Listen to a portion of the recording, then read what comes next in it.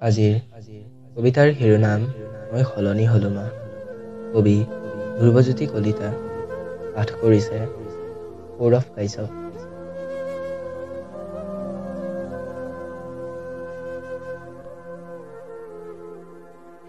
কান্ধত এমুকুৰা বোজা লৈ ঘৰখন এৰি অহাৰ দিনা আহঁতজোপা পাৰ হৈ মেকুৰীটো শেষ নোহোৱালে তই চাই আছিলি মোক।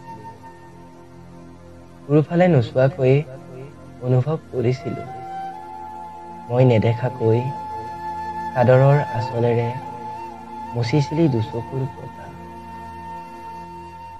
তোৰ চকুলৈ চাবলৈ ভয় লাগিছিল সিদিনা, তই চাই আছ বুলি জানিয়ে হয়তো পিছলৈ চাবৰ সাহস হোৱা নাছিল মোৰ।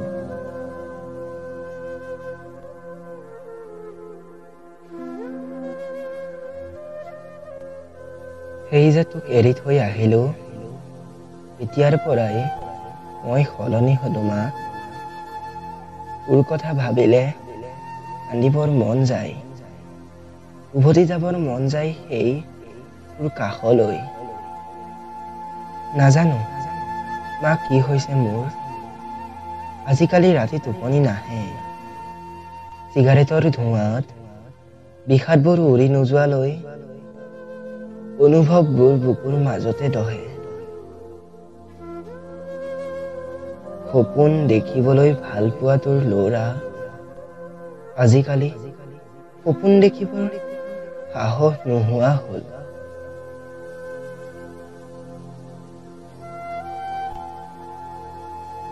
দেউতাৰ আদৰ্শ হত্যা কৰিবলৈ মোৰচোন অলপো ভয় নলগা হ'ল। তোক সকলো খুলি ক'ব মন যায় মা। তোৰ হয়তো সাহস নহ'ব পাৰে শুনিবলৈ। বিবেক যুদ্ধত পৰাস্ত হৈ সকলোবোৰ নিজৰ মাজতে ৰাখো। পৃথিৱীখন বহুত জটিল মা, মই ভবাতকৈ তই নুবুজিবি, ময়ো বুজা নাছিলো।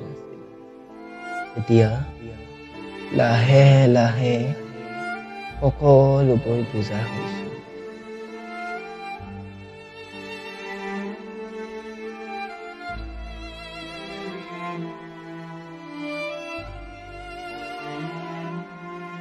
ই ব্ৰেণ্ডৰ হুইস্কি খাবলৈ এনেকুৱা লগ লাগে তই ক'ত বুজিবি। জেপত টকা থাকিলে ইয়াত কি কি কিনিব পাৰি গম পালে তই উস্কচ যাবি।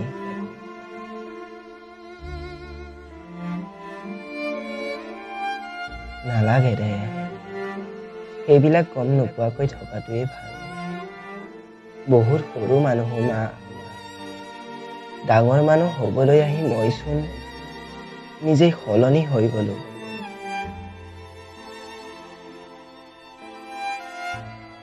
তোৰ হয়তো মনত আছে এদিন তোক কৈছিলো মোৰ বুকুৰ বিষটোৰ কথা।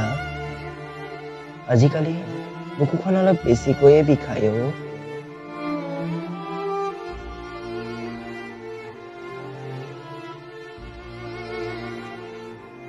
সকলোবোৰ এৰি গুচি যাবৰ মন যায় অ'। তোৰ কোলাত মূৰ থৈ হেঁপাহ পলুৱাই শুবৰ মন যায়।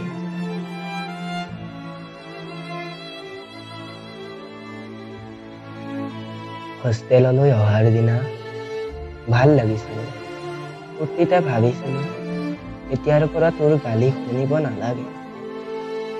এতিয়া অনুভৱ কৰো চিগাৰেটৰ নিকটিন ভোদকাৰ এলকহলতকৈ তোৰ গালি বহুত সোৱাদৰ আছিল মা। ভাল মানুহ হোৱাৰ অখৰা কৰি ভাগৰি পৰিছো।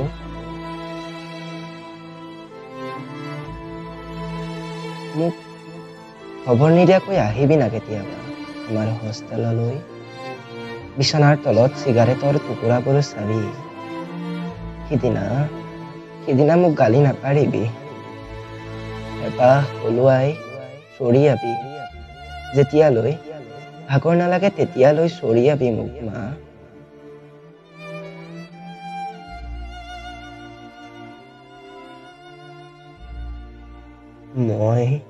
মই সঁচাকৈ সলনি হলো।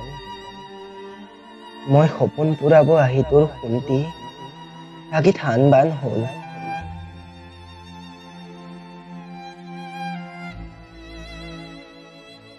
ক্ষমা কৰিবলৈ নকওঁ, আৰু যদি মোক অলপ প্ৰেৰণা দিবি জীয়াই থাকিবলৈ।